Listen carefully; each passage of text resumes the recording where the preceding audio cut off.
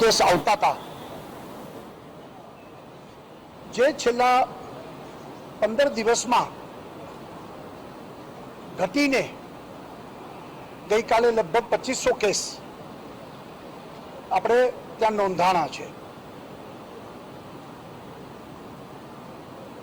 Second wave લાંબો ચાલે અને સંખ્યા વધે એ દ્રષ્ટિથી ભારત સરકારના ગૃહમંત્રી અમિતભાઈ શાહ જ્યારે અહીંયા આવેલા ત્યારે એમને પોતાના મતક્ષેત્રમાં એટલે કે ગાંધીનગરમાં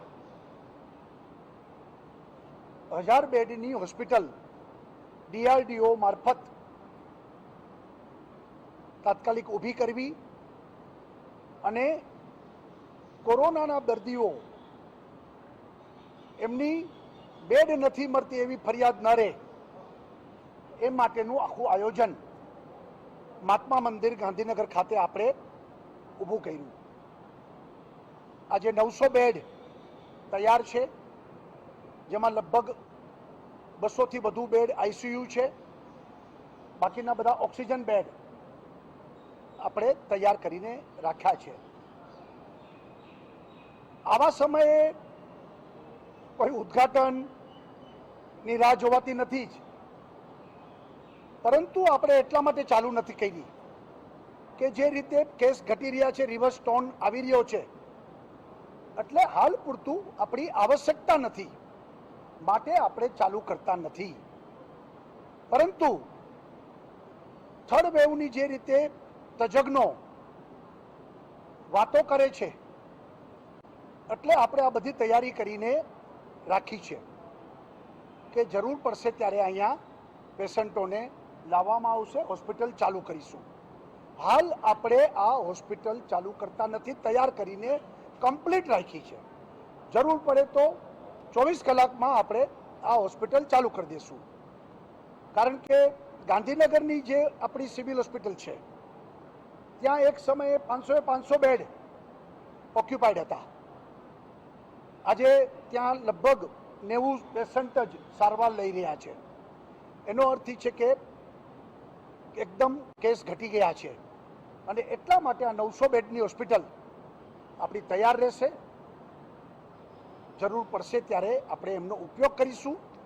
અને આજે મેં જે વિઝિટ કરી છે અને કમ્પ્લીટ મને જે રીતે DRDOના અધિકારીઓ, આપણા ડૉક્ટરો બધાએ મને જે તે દેખાડીને વાત કરી છે, હોસ્પિટલ તૈયાર છે, પરંતુ સમય આવ્યે આપણે ચાલુ કરીશું.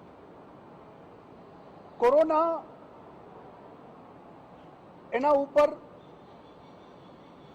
સંપૂર્ણ કંટ્રોલ અત્યારે આવી ગયો છે અને દિન પ્રતિદિન કેસ ઘટતા ગયા છે, પરંતુ કોરોના ખતમ થઈ ગયો છે એવું આપણે માનતા નથી.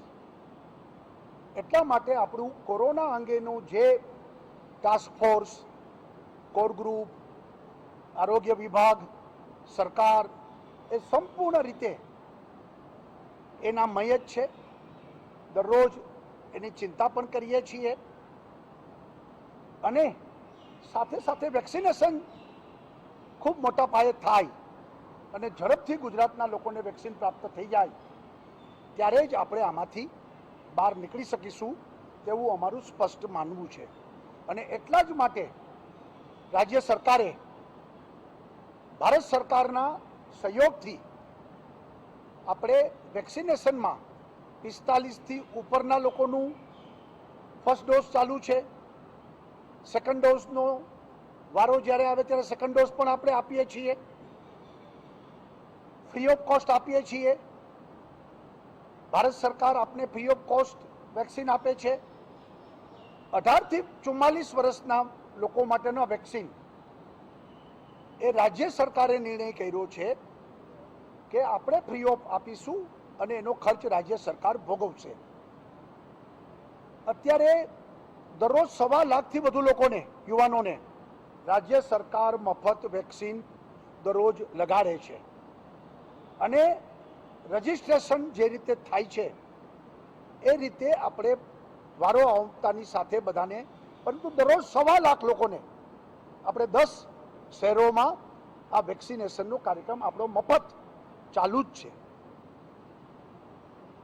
વેક્સિનેશન માટે કેન્દ્ર સરકારે પ્રાઇવેટ હોસ્પિટલોને પણ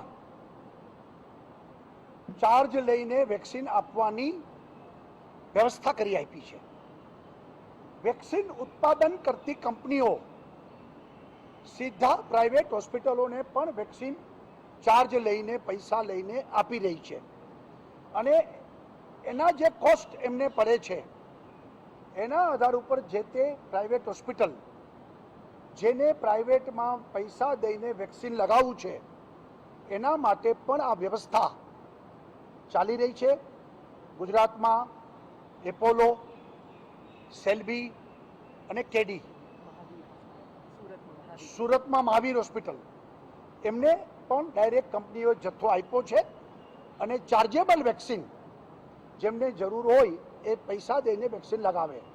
પરંતુ હું ફરી વખત કહું છું કે રાજ્ય સરકાર મફત વેક્સિન કરી રહી છે. વેક્સિનના જથ્થાની ઉપલબ્ધતાની સાથે અમે વેક્સિનની દરરોજની સંખ્યા વધારી રહ્યા છીએ. જે રીતે યુવાનોને વેક્સિનમાં દરરોજ 30,000 લોકોને વેક્સિન આપતા હતા, એ છેલ્લા લગભગ 4-5 દિવસથી આપણે 1 લાખ ઉપર વેક્સિન આપવાનું શરૂ કર્યું છે. ને છેલ્લા 3 દિવસથી તો 1.25 લાખ લોકોને આપણે વેક્સિન આપી રહ્યા છે અને કાર્યક્રમ આપણો ચાલુ છે. એટલે જેને મફત વેક્સિનની આવશ્યકતા છે એને રાજ્ય સરકાર પૂરા પાડશે. અને જે લોકોને પોતાના ખર્ચે વેક્સિન લગાવવું છે એ કોઈ પણ પ્રાઇવેટ હોસ્પિટલમાં એ પોતે વેક્સિન લગાવી શકશે. આવનારા દિવસોમાં પણ અનેક વિદેશની કંપનીઓ પોતે અહીંયા વેક્સિન લગાવવા માટે મોકલવાના છે.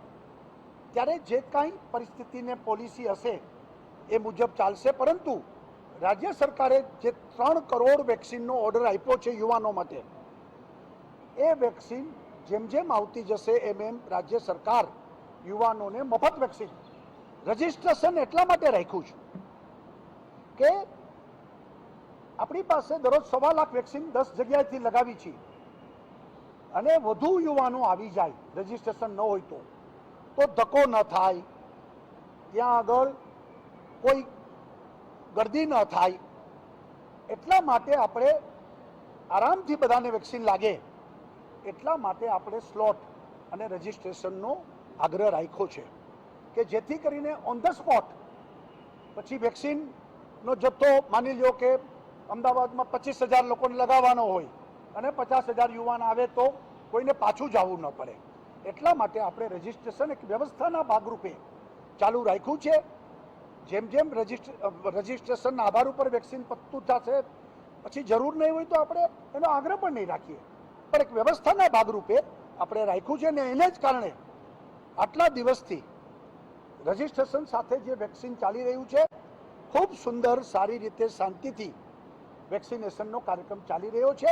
અને અત્યાર સુધીમાં લગભગ 15 લાખથી વધુ યુવાનોને આપણે વેક્સિન લગાવી પણ ચૂક્યા છીએ. એટલે આ આખો કાર્યક્રમ એક વ્યવસ્થિત સુપરે રીતે ચાલી રહ્યું છે. આજે કોરોનાના વચ્ચે પણ વિકાસના કામો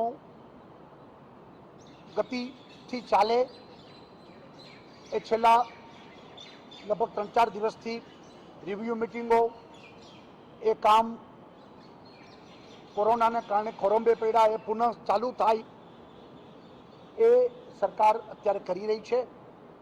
અલગ અલગ વિભાગની રિવ્યુ મિટિંગો પણ ચાલુ થઈ ગઈ છે. સ્થળ વિઝિટો પણ ચાલુ થઈ ગઈ છે. આજે સાયન્સ સિટીમાં જે 2 બ્લોક, 2 ગેલેરી, એક્વેરિયમ અને રોબોટિક, આ 2 ગેલેરીનો મુલાકાત લીધી. લગભગ કામ પૂર્ણતાના અંતે છે. અને ગાંધીનગરમાં રેલવે સ્ટેશન ઉપર થયેલી આપણી હોટેલ, એનું કામ પણ પૂર્ણતાના આરે છે. આદરણીય વડાપ્રધાનનો સમય માંગ્યો છે નરેન્દ્રભાઈ મોદીનો, એમના કરકમલોથી આપણે ટૂંક સમયમાં એનું ઓપનિંગ કરવાના છીએ.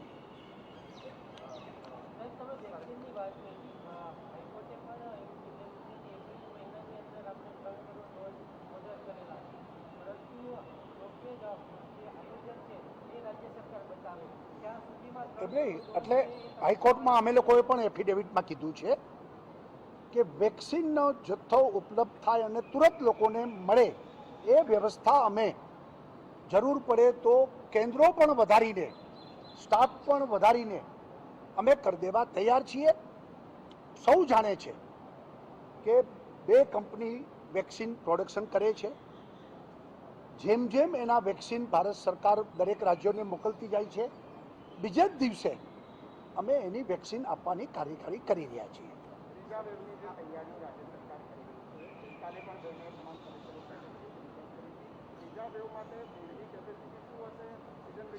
એટલે બાળકોમાં સંક્રમણ અત્યારે વધી રહ્યું છે, પોસ્ટ કોવિડના કેસો પણ બાળકોમાં વધારે છે, એના માટેનું શું આવશે? રાજ્યની અંદર બીજી લેયર આવી રહી છે, બીજી લેયર લઈને ડબ્લ્યુ જેવું કે બાળકો વધુમાં સંક્રમિત થશે, પરંતુ ગુજરાતના પીડિયાટ્રિક ડૉક્ટરોની ઘટ જોવા મળે છે. લગભગ 50,000 ડૉક્ટર પીએચસી સરકારી હોસ્પિટલ ઘટ જોવા મળે છે. સરકાર કેવું આયોજન કરશે? ત્રીજા લહેરની તૈયારીના ભાગરૂપે લગભગ છેલ્લા 15-20 દિવસથી અમે લોકો એક્સરસાઇઝ કરી રહ્યા છીએ. સૌથી પ્રથમ ડૉક્ટરો કે જે આ અંગેના એક્સપર્ટ છે એનું જે ટાસ્ક ફોર્સ બનાવ્યો છે આપણે, એમની સાથે બેઠક થઈ ગઈ. અલગ અલગ સેક્ટર આની સાથે જોડાયેલા છે એમની સાથે બેઠકો થઈ ગઈ છે, હજુ પણ બેઠકો ચાલુ છે. અને પ્રાથમિક આખી વ્યવસ્થા ત્રીજા લહેરમાં કે જેમાં ત્રીજા લહેરમાં બાળકો સંક્રમિત થાય તો એના માટે શું કરવું, ત્રીજા લહેરમાં સંખ્યા વધે એના માટે શું કરવું, hospital, bed, oxygen, injection, staff, આ બધી વ્યવસ્થાનો આખું ચર્ચા અમારે ચાલી રહી છે. ટૂંક સમયમાં જ આખો એક્શન પ્લાન રાજ્ય સરકાર બનાવીને જાહેર કરશે અને એ આધાર ઉપર ટાઈમ બાઉન્ડ આખી વ્યવસ્થાઓ, પછી પીડિયાટ્રિશિયનની વાત હશે, બાળકોના વેન્ટિલેટરની વાત હશે, બાળકોના બેડની વાત હશે, કેસો પણ આપણે સેકન્ડ વેવમાં 14,500 આવ્યા ને માની લ્યો 25,000 આવે તો એની શું વ્યવસ્થા કરવાની હશે, ઓક્સિજનનું શું કરશું, ઇન્જેક્શનોનું શું કરશું, દવાઓનું શું કરશું, એને જરૂરી સ્ટાફના ટ્રેનિંગનું શું કરશું, આ બધું એક્શન પ્લાન ફર્સ્ટ વેવ અને સેકન્ડ વેવના અનુભવના આધાર ઉપર કે જેમાં જે કંઈ આપણે અનુભવો થયા એમાંથી સારામાં સારી રીતે થર્ડ વેવમાં ગુજરાતની પ્રજાને આપણે કેવી રીતે સંક્રમણમાંથી બહાર કાઢી શકીએ, સારામાં સારી ટ્રીટમેન્ટ આપી શકીએ અને વધુમાં વધુ લોકોને આપણે સાજા કરીને પાછા મોકલી શકીએ, એ પ્રકારની આખી વ્યવસ્થા એ થર્ડ વેવમાં અમે લોકો કરી રહ્યા છીએ. ટૂંક સમયમાં જ આખો એક્શન પ્લાન એમાં બધી વિગત આવી જશે, એ અમે બહાર પાડીને એ અંગેની વ્યવસ્થા કરીશું.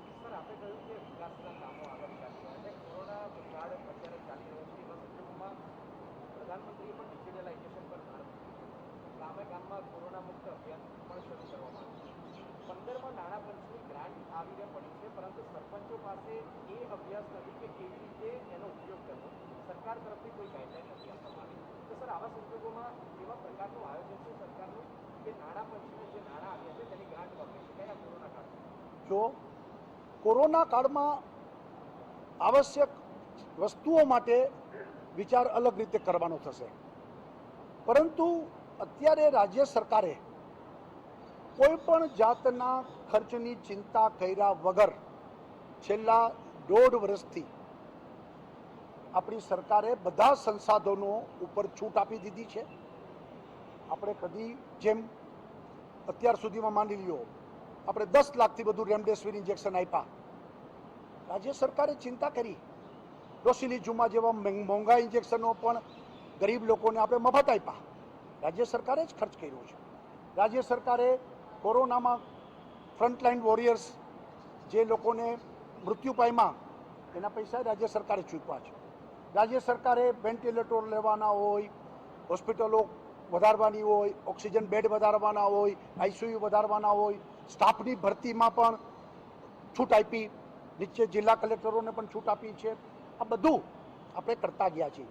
છતાં પણ જ્યારે આવશ્યકતા હશે ત્યારે કોરોનાના સંદર્ભમાં કાંઈ છૂટ આપવાની હશે તો આપીશું. જેમ હમણાં ધારાસભ્યોની ગ્રાન્ટમાં આપણે કીધું કે 50 લાખની ગ્રાન્ટ ફરજિયાત કોરોના માટે જ આપવાની રહેશે અને એમાં પણ આટલા પ્રકારના સાધનો પૂરતી જ રહેશે અને એ રીતે આપણે કરતા જઈએ. આપણે નવી લગભગ 150 એમ્બ્યુલન્સ લીધી. આ બધું કરતા જાય છે, પણ રાજ્ય સરકાર અત્યારે બધો ખર્ચ કરતી જાય છે. પૈસા ઇમમટીરિયલ છે, લોકોના જીવ બચાવવા એ જ રાજ્ય સરકારનો લક્ષ્ય છે.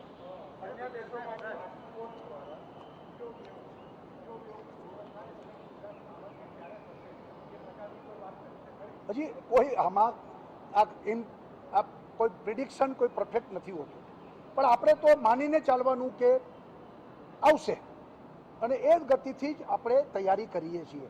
એટલે આમાં કોઈ બધા અલગ અલગ વાતો કરે છે.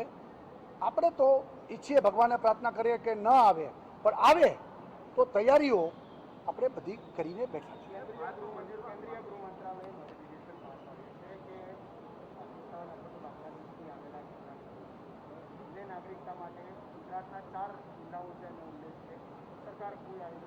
નહીં, જિલ્લા કલેક્ટરોને સ્પષ્ટ સૂચના છે. કેન્દ્ર સરકારે નોટિફિકેશન ક્લિયર કર્યું છે. નાગરિકત્વ એ માટે એપ્લાય કરી શકશે અને એ કામગીરી શરૂ થઈ જશે અને એ પ્રકારના લોકોને નાગરિકત્વ આપવામાં પણ આવશે.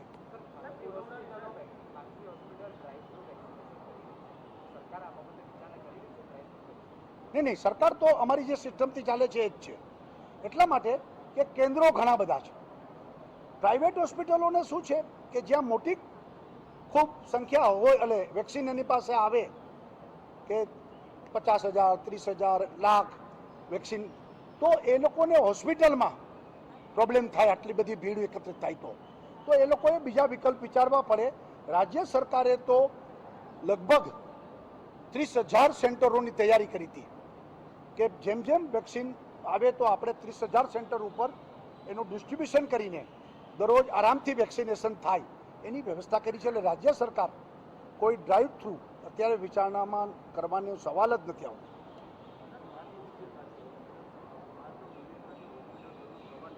ક્યાં?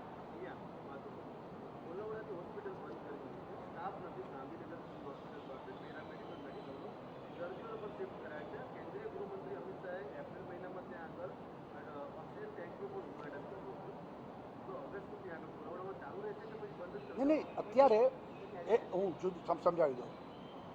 આપણે ફર્સ્ટ લેયર જે આવી ત્યારે પર ડે 1800 મેક્સિમમ આવ્યા હતા. એ પ્રકારનું આપણી પાસે સેટઅપ હતું અને આપણે ફર્સ્ટ વેવને પૂરો પણ કર્યો અને છેલ્લે ઘટીને પર ડે 300 કેસ સુધી આપણે પહોંચી ગયા હતા. પછી સેકન્ડ લેયર હોય 1800 તો વટાવી દીધું, પણ મેં કીધું એમ 30મી એપ્રિલે 14,600 કેસ પર ડે આવ્યા. બીજા બધા રાજ્યમાં તો મહારાષ્ટ્રમાં તો 65,000 કેસ, 69,000 કેસ, બીજા બધા રાજ્યમાં 40,000 કેસથી વધુ કેસ આવતા હતા. આપણે આખું ઇન્ફ્રાસ્ટ્રક્ચર વધારતા જતા હતા. હવે પાછું રિવર્સ થયું છે. હવે રિવર્સ થયું છે તો સ્વાભાવિક છે કે ઘણી હોસ્પિટલોમાં આજે બેડ ખાલી હશે તો આપણે એ સ્ટાફને બીજે ઉપયોગ કરીશું.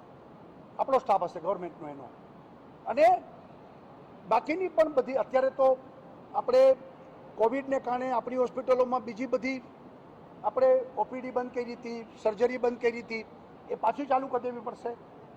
અને ચોમાસું આવે છે તો પાછું એની પણ તૈયારી રૂપે સ્ટાફની વ્યવસ્થા કરવી પડશે.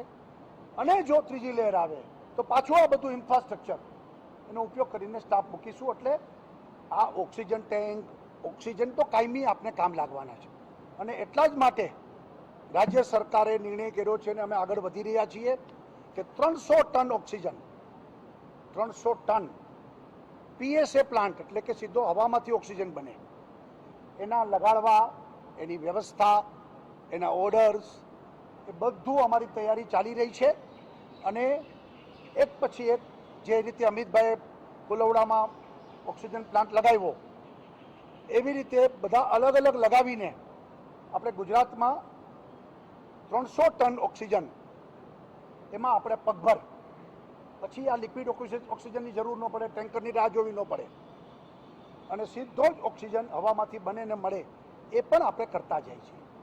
એ કાયમી કામ લાગશે આપને.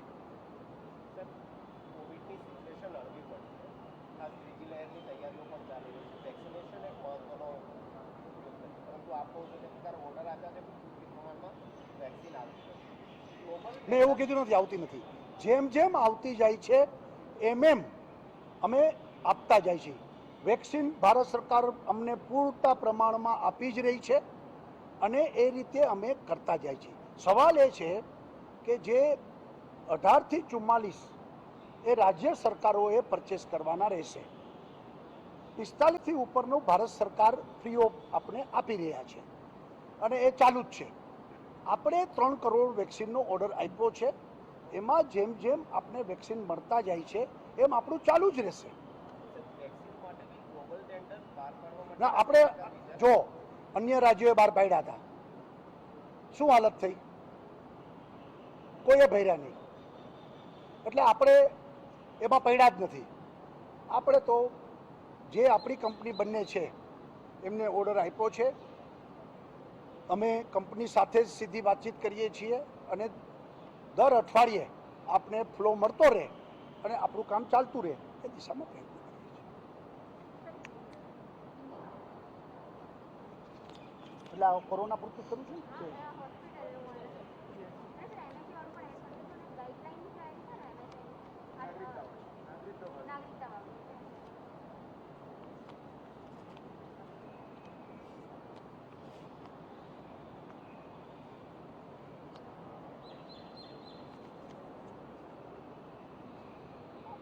आज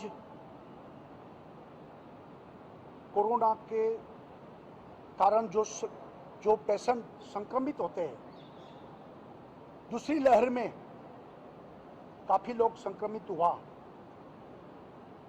और उसको जल्दी से जल्दी अच्छी ट्रीटमेंट मिले और वो पेशेंट मरीज तुरंत ही ट्रीटमेंट के बाद डिस्चार्ज हो वापस अपने घर जाए